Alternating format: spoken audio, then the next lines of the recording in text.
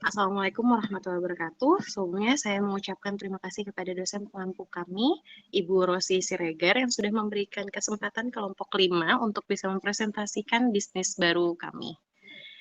Perkenalkan, kami dari kelompok 5 beranggotakan 2 orang, yakni Fitri Dian Pertiwi selaku moderator dan Widya Valentin Stean, yang akan mempresentasikan mengenai produk bisnis kami, yaitu lilin aromaterapi yang bernama Stern Ritter Candle Aromaterapi atau bisa disebut dengan S Candle. Oke, slide selanjutnya. Oke, pembahasan kali ini itu mengenai 6 pembahasan, yaitu business overview, survei responden, marketing plan, promotion product, review customer, dan financial plan. Next slide. Oke, untuk misi produk kami itu adalah memberikan bahan baku berkualitas untuk konsumen, meringankan beban pikiran, selalu konsisten dalam kualitas pelayanan dan produk, dan memberikan inovasi baru. Next slide. Untuk pembahasan pertama, yakni business overview, yang mana dicangkup mengenai deskripsi, lokasi, dan strategi. Untuk slide selanjutnya. Oke. Dibuatnya lilin aromaterapi as candlelight ini karena tidak adanya variasi pada lilin aromaterapi yang beredar di pasaran, sehingga perlu adanya variasi, yaitu dengan dibuatnya lilin aromaterapi dengan variasi yang bentuk yang berbeda, aroma yang berbeda juga, dan manfaat yang berbeda juga.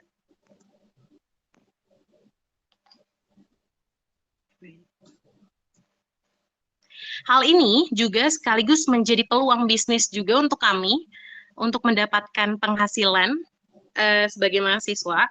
Selain itu, pembuatan es candlelight aromaterapi ini juga melatih kami juga memberi lebih kreatif dalam mengembangkan produk dan memunculkan peluang bisnis.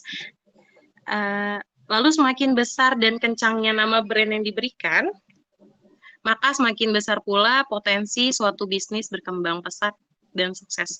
Maka dari itu, nama bisnis kami adalah Stern Ritter Candlelight atau bisa disebut dengan S Candlelight, yang mana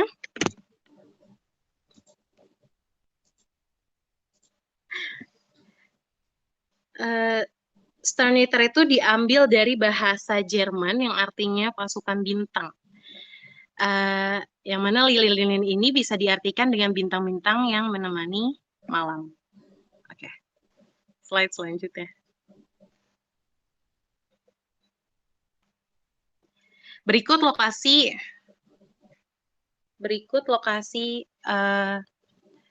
toko kami. Sebenarnya toko kami tidak ada lokasi offline store-nya, tapi ini kalau misalkan ada customer yang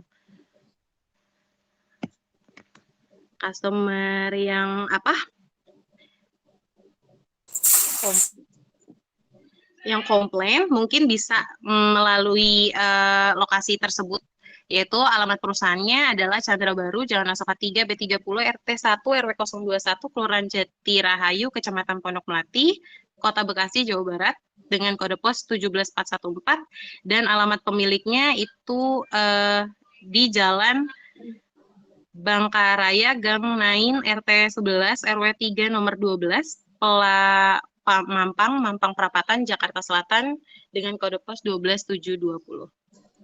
Oke, slide selanjutnya.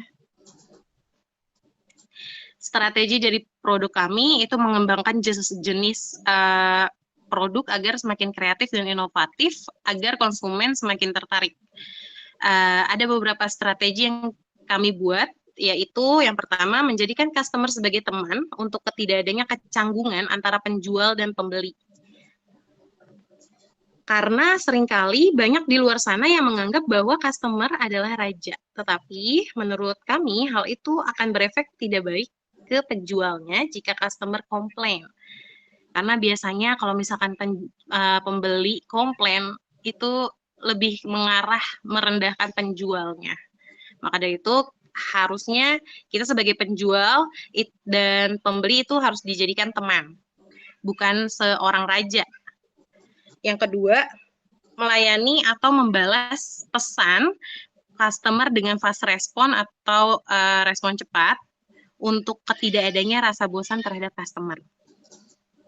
Yang ketiga, memberikan harga yang sesuai dengan kantong anak sekolah, menengah maupun mahasiswa. Tetapi produk yang kami miliki berkualitas dan bagus. Yang keempat, melakukan strategi penjualan online dengan mengandalkan teknologi modern saat ini dengan sebaik-baik mungkin. Dan yang kelima, menjual produk dengan menggunakan platform e-commerce seperti Shopee, Tokopedia, Lazada, Instagram, TikTok Shop, dan lain-lain untuk mempermudah konsumen membelinya. Dan yang terakhir, mempertahankan dan meningkatkan produk untuk tetap berkualitas. Jadi bukan cuma murah aja yang kita terapkan, tapi produknya pun juga harus berkualitas. Oke. Selanjutnya, pembahasan selanjutnya adalah survei responden. 2 minggu sebelumnya kita sudah melakukan survei responden melalui kuesioner yang mana terdapat 19 pertanyaan dan alhamdulillah terkumpul 36 responden yang sudah menjawab dari survei tersebut. Selanjutnya. Oke, berikut target konsumen yang kita terapkan, yakni jenis kelamin laki-laki dan perempuan, rentan usia 17-50 tahun, tipe pekerjaannya pelajar, mahasiswa, ibu rumah tangga, dan pegawai swasta. Sebenarnya ini kayak cuman basic aja, semua tipe pekerjaan maupun profesi sebenarnya nggak apa-apa. Lalu rentang pendapatannya lebih dari 2.500.000 per bulan ya. Lalu kita juga menargetkan karakter penting lainnya seperti menyukai wewangian, menyukai aroma-aroma yang seperti apa gitu. Lalu lokasinya harus di perkotaan. Dari semua survei atau kuesioner yang sudah terkumpul 36 orang tersebut, maka disimpulkan bahwa lebih banyak kalangan mahasiswa yang sudah memiliki pendapatan yang cukup besar dan mengetahui minatnya responden dengan produk lilin aromaterapi ini. Jadi lumayan banyak yang menyukai produk lilin aromaterapi ini untuk dibuat atau diperjualbelikan.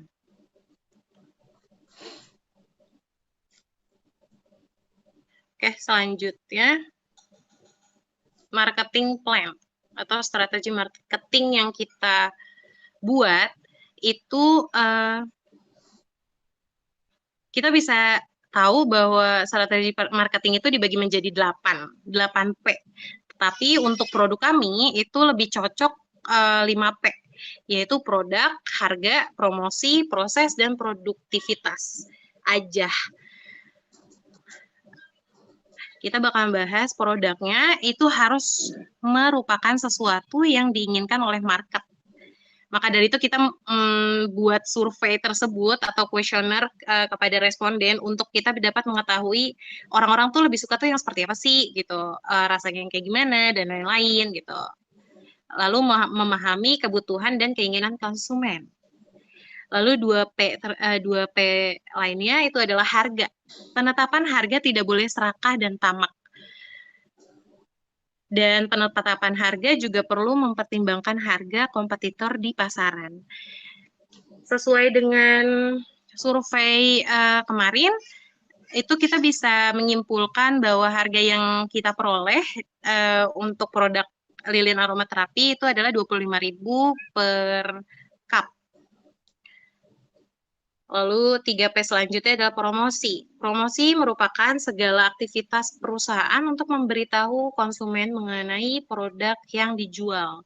Promosi itu penting banget untuk produk kami, apalagi kami tuh buat bisnis ini dari awal, jadi perlu banget promosi seperti endorsement atau enggak kayak temen ke temen dan lain-lain. Lalu 4P selanjutnya adalah proses. Karena sistem dan prosedur perusahaan menjaga mutu produk atau layanan dimulai dari tahap awal hingga produk atau jasa sampai kepada konsumen dan juga bagaimana perusahaan menangani komplain. Lalu yang terakhir, produktivitas atau menjelaskan bagaimana suatu perusahaan mengubah input dari konsumen menjadi output yang memiliki benefit maksimal bagi konsumen. Oke. Penjelasan atau pembahasan selanjutnya akan dibahas oleh Sean. Baik, terima kasih Fitri. Selanjutnya saya akan menjelaskan bagian promotion produk atau periklanan atau advertisement. Jadi promosi-promosi yang sudah, sedang, dan akan kami jalankan yaitu kalau yang sudah itu ada promosi penglaris. Promosi penglaris itu kita mendapatkan 3 customer yang dimana 3 customer ini adalah customer yang salah 3 atau mereka itu mengisi survei yang kami berikan untuk mendapatkan analisis mengenai survei strategi pemasaran gitu. Nah, untuk 3 orang itu kan mendapatkan promo penglaris di mana harganya yaitu kita cut off, ada diskon gitu. Nah, namun untuk isinya atau packagingnya itu berbeda karena kan baru kami merintis dari produk yang kami buat itu. Nah, untuk selanjutnya yang dan sedang kami jalankan itu ada promo buy one get one. Buy one yang packaging yang jar 54 mili plus get one-nya itu yang mini jar yang seperti ada di gambar di PowerPoint ini. Nah, selanjutnya itu kami kan untuk periklanan baru ada di Instagram dan misalnya seperti snap WhatsApp teman ke teman gitu. Nah, untuk selanjutnya kami untuk strategi ingin membuat di e-commerce seperti Shopee dan TikTok Shop. Nah, untuk di Shopee sendiri kami ada voucher atau potongan 10%, 15%, dan 20% gitu. Nah, untuk promosi-promosi yang sudah kita lakukan yaitu seperti yang ada di PowerPoint ini, itu sharingnya itu lewat snap WhatsApp, terus snap Instagram, yang mana kami juga memiliki official Instagram dari toko kami yaitu Candle Aromaterapi. Seperti itu. Untuk selanjutnya review customer.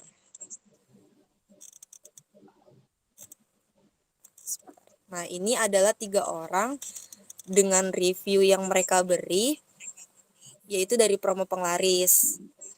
Nah, untuk review-review 3 orang yang diberikan kepada kami itu sangat membantu kami untuk lebih maju gitu dalam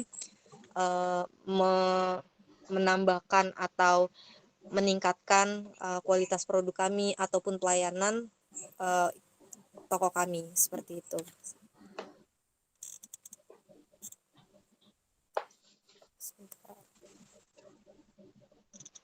Next yaitu financial plan yang terdiri dari modal awal, pengeluaran, dan pemasukan. Nah, di sini modal awal. Modal awal merupakan biaya yang dikeluarkan pada saat memulainya usaha dan akan digunakan dalam waktu relatif panjang dalam usaha tersebut. Nah, untuk modal awal kami itu terkumpul 154.530. Namun untuk beberapa barang di sini ada yang masih bisa digunakan dalam jangka waktu yang agak lama. Ada juga yang hanya digunakan satu kali pembelian satu barang gitu. Misalnya seperti wadah gelas. Wadah gelas itu kan dia kan belinya kan harus harus satu gitu, maksudnya nggak bisa diperbarui lagi. Namun seperti termometer, terus untuk centering woodnya, lalu untuk stiker printernya itu masih bisa digunakan berkali-kali. Nah, adapun pengeluaran bisnis yang tepat dapat membantu memastikan keberlanjutan bisnis yang dijalankan. Terlebih jika modal awal yang disiapkan cukup terbatas, sehingga efisiensi biaya bisa memberikan perbedaan yang luar biasa besar. Adapun pengeluaran kami itu baru satu kali, yaitu pembelian di kertas stiker. Lalu selanjutnya pemasukan. Nah, untuk pemasukan ini kami mendapatkan dari promo penglaris itu. Kami berikan diskon 25% dari harga normal 25.000 menjadi 18.750. Adapun untuk pembayarannya itu transfer.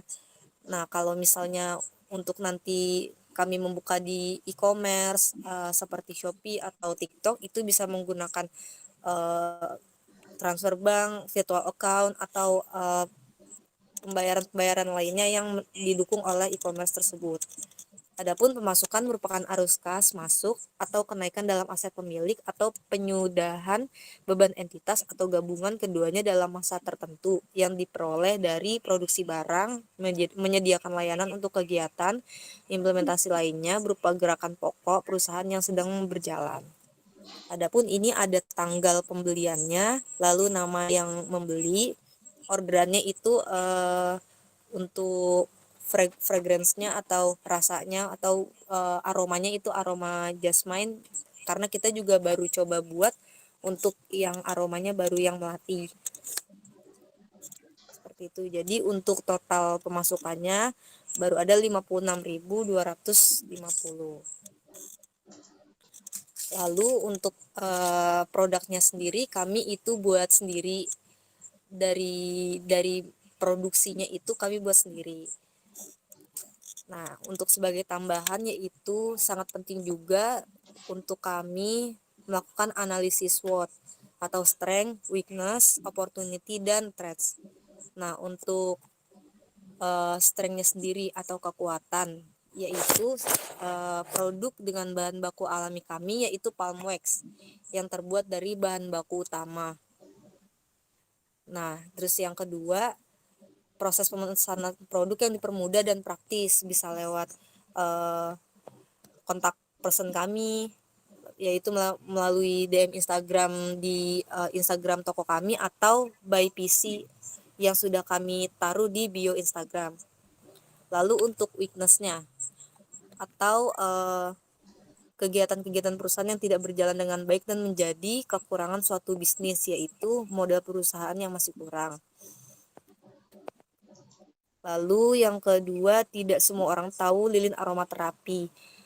Nah, jadi waktu kami membuat survei tersebut, ternyata banyak juga yang belum tahu kalau misalnya ada jenis lilin yang bisa ada aromanya gitu. Karena kan orang tahu lilin itu hanya untuk lilin penerangan saat mati lampu, seperti itu.